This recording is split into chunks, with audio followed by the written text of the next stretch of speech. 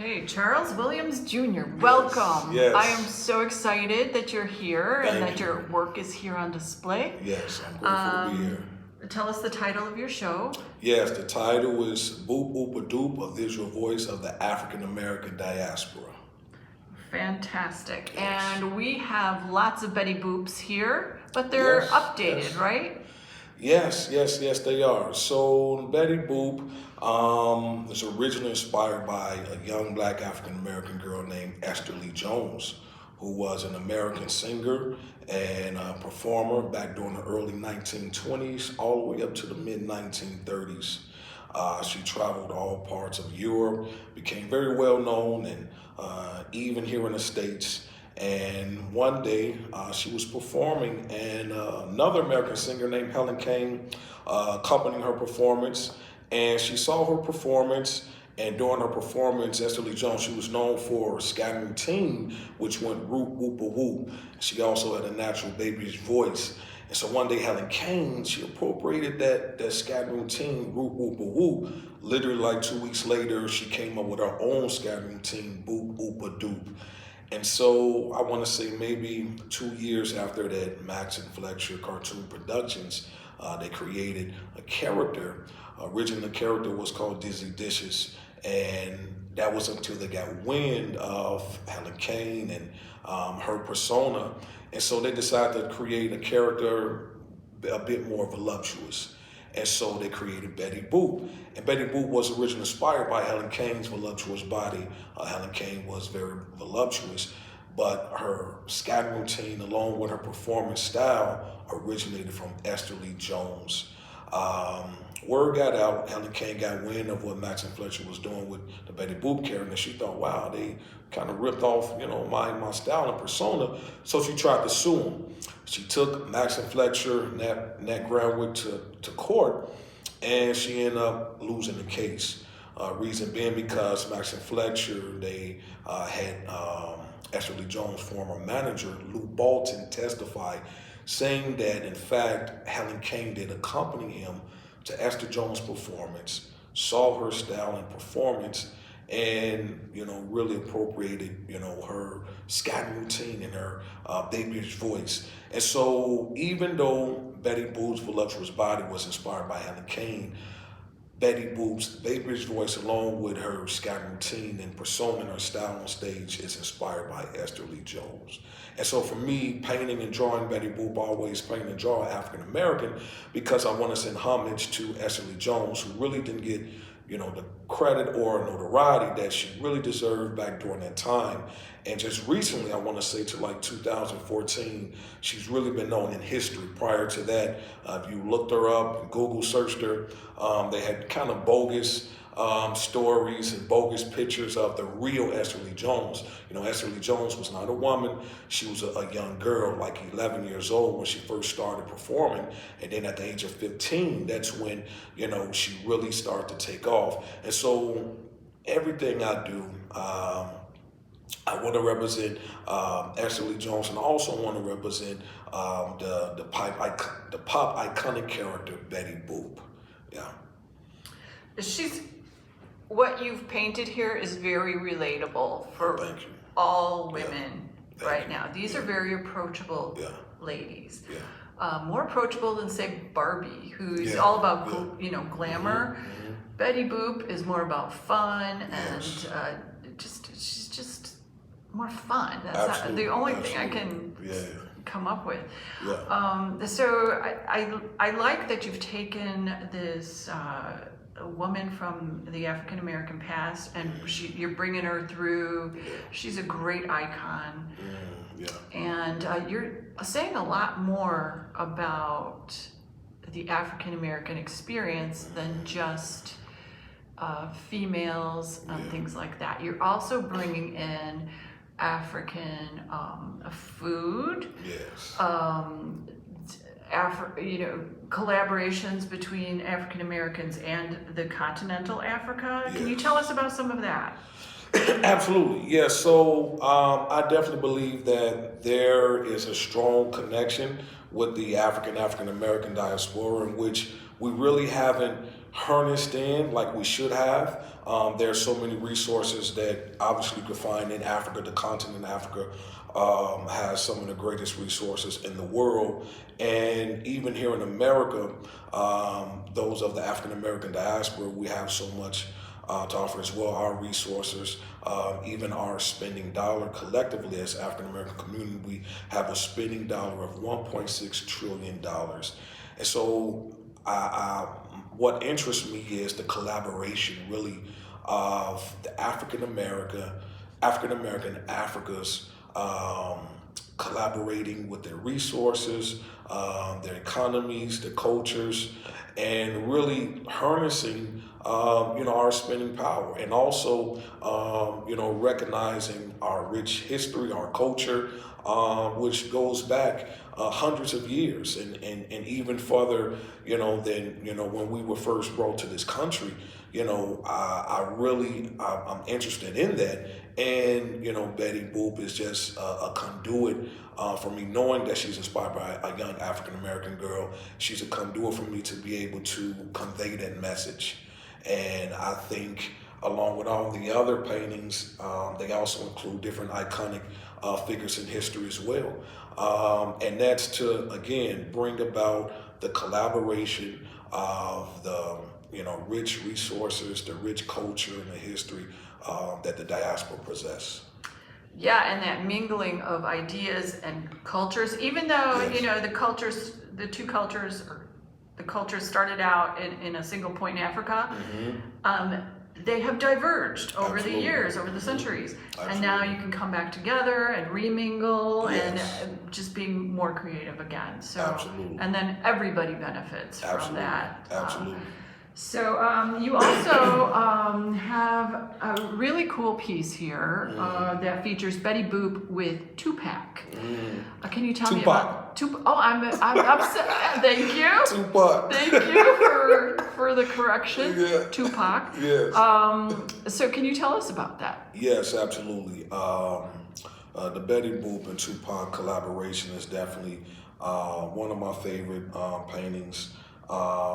The painting is entitled Tupac and Betty Boop, You Gotta Keep Your Head Up.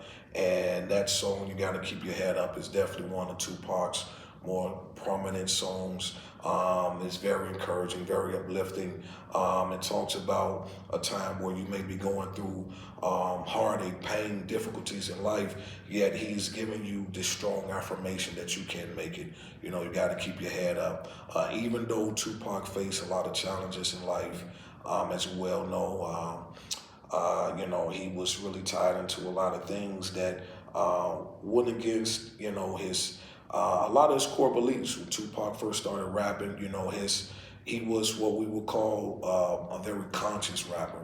His lyrics, they spoke on injustice, drugs, violence, and uplifting, the black and urban community. And really, it wasn't until later on in life when he started to take more of a hip hop approach, where he started rapping what we call gangster rap, and that entailed a lot of things. That came with that. A lot of things he had to face in the streets, and a lot of things he had to face, in public, that affected him as a young black man. Even still, he continued to remain faithful to talking about what he saw on a day-to-day basis. He talked about what the African American community went through on a day-to-day basis. And for me to highlight him within his painting, it's a strong collaboration, because for me, I want to continue to, resound that affirmation. No matter what you may be going through, life still goes on. Life will get better. And even in your difficulties, a lot of things we can't bring upon ourselves, and yet and still, there's always light at the end of the tunnel. Tupac, unfortunately, lived a short life. He was murdered at the age of 25, and yet and still, he is one of the most prominent artists of all time. He sold over 75 million records worldwide. He's an icon. He's an icon. And again, for me, that's a strong historical figure that needs to be highlighted. He needs to be talked about. And so it definitely was, a pleasure for me to, to create him and in collaboration with Betty Boop. And speaking of pop art, Yes. We're about to celebrate here in DuPage County Yes. a big Andy Warhol summer Yes. surrounding the Cleve Carney Art Museum Warhol exhibit, Warhol 2023. And I keep thinking, if Warhol had lived a little longer, maybe he would have done Betty Boop, and maybe he would have done Tupac, but I don't think it would have meant as much as the fact that we're seeing that you have done it. It's just more authentic, and it has more behind it, because these are icons for the African American community that a lot of us we just don't see it, or we haven't lived it, So it's really neat to see pop art from your perspective. Yes. And by the way, I am definitely a fan of Warhol. Oh yeah, sure. Warhol, the whole pop art movement is it's a very powerful movement, and I love the whole aesthetic, the whole idea of being able to grab a celebrity or grab someone who's historical, and be able to capture them in such a way that it brings forth their essence, their persona, their beliefs, their ideologies, and in a visual sense. And Warhol was a master at that. How he was able to capture Marilyn Monroe, Elizabeth Taylor, so many icons, that we know of. Even today, their name still, resounds. And so definitely Warhol is definitely inspiration in my art. Yeah. Another inspiration in your art, we have another piece here that features Betty Boop. She is covered in the African American flag, as designed by Marcus Garvey or just conceptualized by Marcus Garvey? Conceptualized by Marcus Garvey. Yeah, and design. Yes. And design. Yes. So tell us more about Marcus Garvey. Yes, so Marcus Garvey definitely was he was a activist. He was a teacher of Pan-Africanism in the whole movement. This dated back in the early 1920s. The painting is entitled Black is Beautiful, and the idea came from Marcus Garvey really being the one that commenced the African American or Pan-African American flag. And what inspired him to do so was there was a song that came out in the early 1920s that really it was almost like a call out to the African American community, saying that we don't have a flag to represent our people. And so Marcus Garvey took it upon himself to say, okay, well, this is what we'll do. We'll create this flag, and we'll do it so that we can have a sense of pride.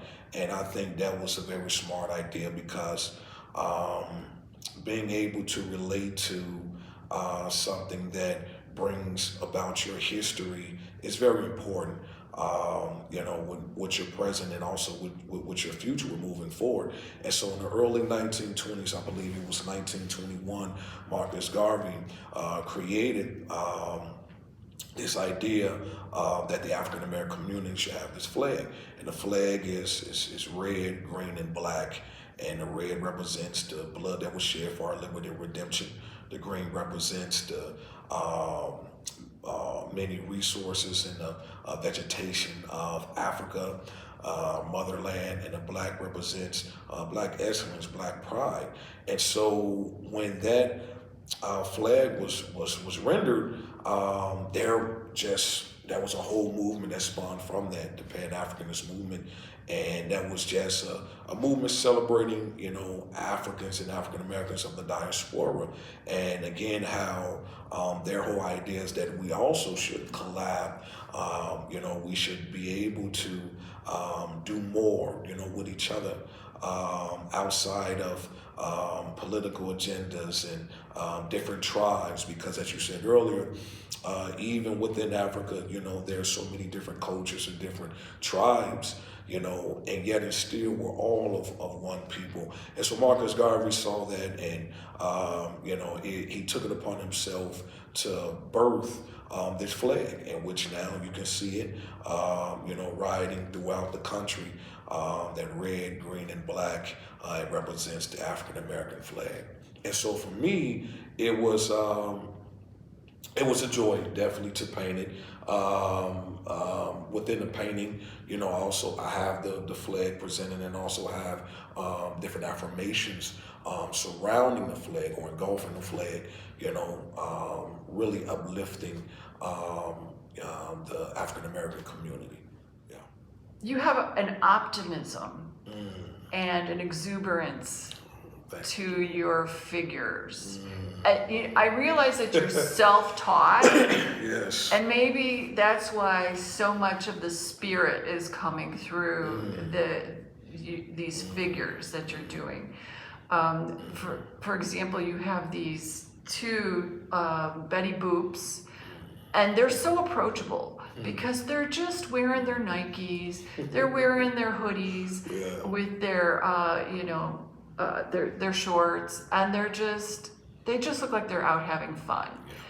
And they have, like all the young kids these days, they have the neon hairdos, right? Swag. Yeah, so I just love them because they're just so exuberant and so vibrant. And tell us a little bit about the girls, the hoodie girls. Absolutely. So yes, as you say, I am a self-taught artist, and so for me that meant, like, I have to do my homework, I have to do my research, and I have to practice diligently.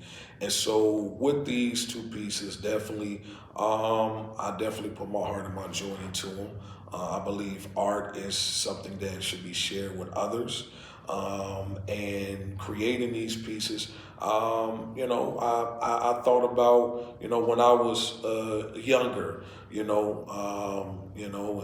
and growing up in an urban community, and seeing, the girls dress a certain way, and knowing what they represented, the different culture, hip hop culture, and fashion culture, which is relatable to all people, and that's something that my art speaks to. It's not just one form of one group of people, but I want to connect with all people. I believe art is universal. Art is definitely a powerful universal language, and we know that even from the caveman days all the way up till now. And so these pieces, and particularly, they spawned from, just me being inspired by seeing, young girls, young guys, got their hair dyed certain colors, different colors, and then also just the vibrancy. I love colors. I'm so inspired by colors. It's definitely one of my main inspiration influence, specifically neons. I love neons because neons have a certain radiancy, they're able to bring you in. As you say, they're approachable, and they're also, it's hard to not spot, neon colors. And so that was one of the, main inspirations, is wanting to relate, to all generations, young generation as well as the older generation. And then one paint in particular, the Betty Boop and the Pink Panther, the power of uniqueness. And so how that came about was, I was in Starbucks buying my coffee, and I saw a young girl. Her hair was like dyed Kool-Aid red. And, me being, such a fan of colors, I said, wow, I said, I really like your hair. And, she began to explain to me how, it's her her form of expression, like it's how she expresses herself.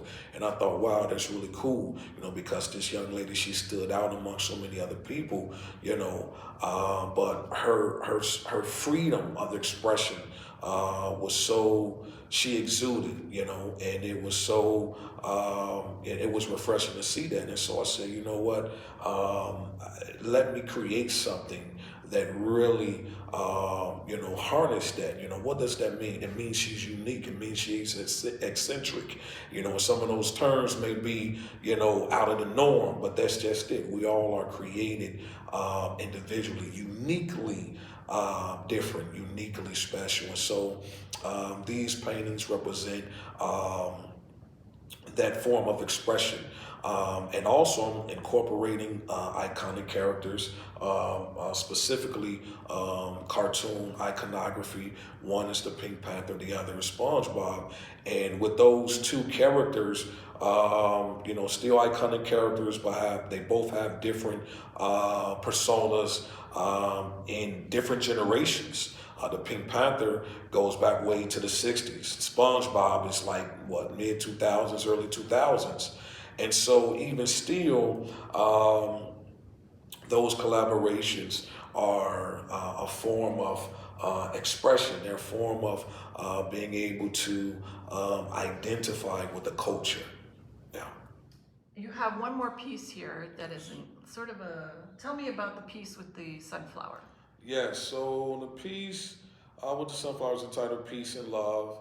And what it represents is just me wanting to uplift pretty much mankind. I mean, just we're going through so much right now in society and within our world at large. Peace and love is just, I guess, my message to continue to walk in peace and love, no matter the hate and the negativity that life will bring you. We still have a mandate to walk in peace and love. We still have a mandate to uplift mankind, despite any prejudice, racism, any type of political agenda. Peace and love is something that we were intrinsically created with. God created us with that attribute. It comes from Him. God is love. And that's actually one of the quotes within the painting, God is love. And so for me, having a spiritual background, being a minister, this painting really speaks to me, not just on a spiritual level, but also on a practical level, because walking in peace and love is something that we all have the opportunity to do each and every day. It won't cost us anything. It's free. It costs you nothing to smile at someone, to tell them to have a nice day. And within this painting, I have different quotes by historical figures. One is Martin Luther King, Maya Angelou, Gandhi, and their quotes, reference mankind. It reference peace and love. It talks about how important it is to continue to pursue peace, towards all men, if you will. And also, I have depictions of two flags, countries represented as Ukraine. The other one is the Democratic Republic of the Congo. And so those flags I have in this painting to really convey the message that we have to continue to pray for them, uplift them, because they're now in war. And, we know Ukraine is at war with Russia, and the Democratic Republic of the Congo is currently at war with Rwanda. And what's bad is that these countries are really being bullied. Russia's really bullying Ukraine, and Rwanda is really bullying the Democratic Republic of the Congo. And the reason being because of their resources. I heard someone put it this way, that war is an acronym for "We are right." We are right. And it's like, okay, you have the power and the ability to really devastate, terrorize, annihilate another country, someone else, and you use that forcefully, that's wrong. And so for me, having these flags portrayed in this painting. I just want us to continue to uplift them, pray for them, and aid them as much as possible because, again, we are to all walk in peace and love. Not saying that from, what do you call it? Not being naive about it or being, pessimistic about it. I know that there is a time, for war, for controversy, but in this respect, these countries are being bullied. They're being taken advantage of, and so this painting definitely represents, a call, to walk in peace and love. Yeah. What a wonderful way to wrap things up. Yeah. Thank you so much. You created all of these pieces just for this show. They are fresh as can be, 2022, 2023. Yes. Thank you so much for doing that for us. Thank you, Julie. So this is your latest. These are the best and the brightest pieces he has. Come by and see them. Yes. And take some of these cutie pies home. Boop-Oop-A-Doop. Thanks, Charles. Thank you, and thank you to the Addison Center for the Arts. Oh, you're so welcome. Yes.